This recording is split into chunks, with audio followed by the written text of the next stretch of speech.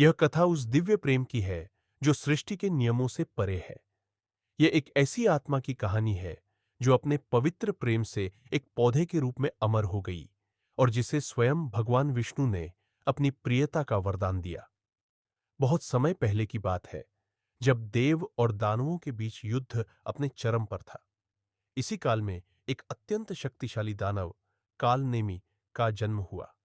उसके घर एक ऐसी पुत्री ने जन्म लिया जो दानव कुल से बिल्कुल भिन्न थी। उसका नाम था वृंदा।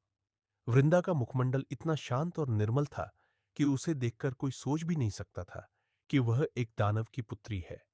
उसका हृदय प्रेम, दया और भक्ति से भरा था। वृंदा को बचपन से ही भगवान विष्णु से गहरा लगाव था। जब सभी बच्चे अपने खेलकूद में व्यस्त होते, वृंदा एकांत में बैठकर भगवान विष्णु के नाम का जाप करती। उसकी सहेलियां उसे छेड़ा करती थी। अरे वृंदा, तुम तो दानव कुल की हो, फिर देवताओं के भगवान की पूजा क्यों करती हो? वृंदा मुस्कुराते हुए कहती, प्रेम का कोई कुल नहीं होता। मेरा हृदय तो बस उस परमपिता से जुड़ गया है। यौवन में कदम रखते ही वृंदा की सुंदरता और भी निखर गई। उसका विवाह एक अत्यंत बलशाली दानव जालंधर से हुआ।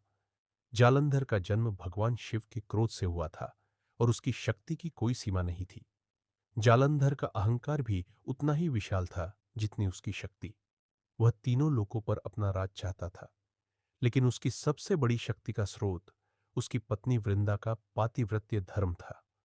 वृंदा की भक्ति और उसके पतिव्रत की शक्ति इतनी थी कि जब तक वह पवित्र थी, जालंधर को कोई भी पराजित नहीं कर सकता था।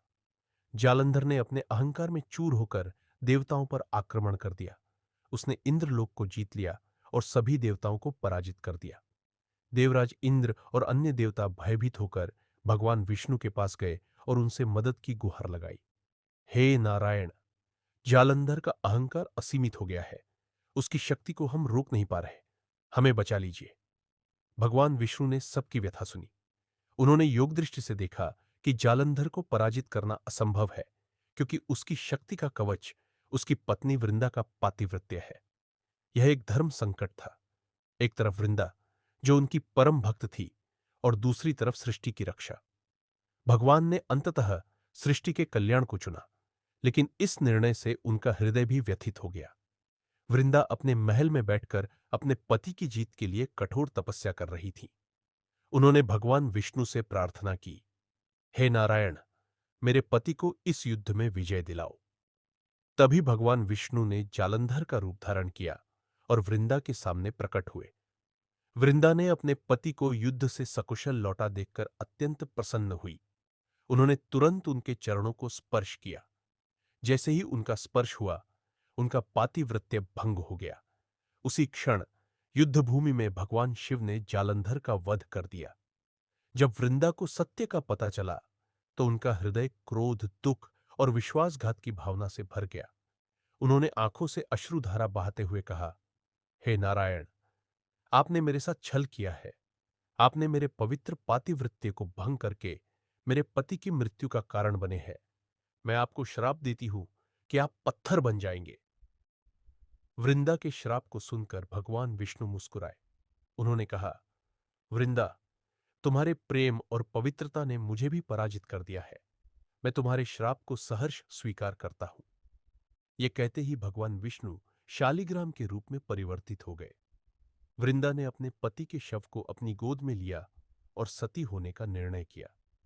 जब उनका शरीर अग्नि में भस्म हो गया, तो भगवान विष्णु ने उनके राख से एक पौधा उत्पन्न किया। उन्होंने उस पौधे को अपने हाथ में लिया और अपनी आंखों से आंसू बहाते हुए कहा, वृंदा, तुम इस रूप में मेरे लिए सबसे प्रिय बनोगी। तुम्हारा नाम तुलसी होगा। तुम्हारे बिना मेरी कोई भी पूजा पूर्ण नहीं होगी।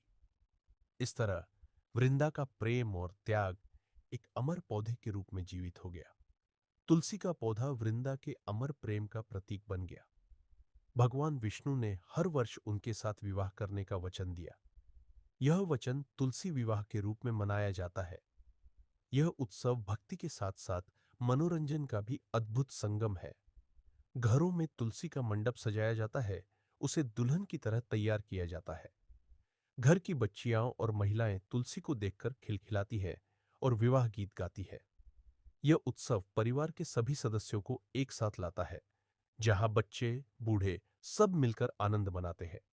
यह विवाह केवल एक रस्म नहीं है, बल्कि प्रेम, पुनर्मिलन और प्रकृति के सम्मान का उत्सव है। यह हमें सिखाता है कि सच्चा प्रेम कभी नष्ट नहीं होता।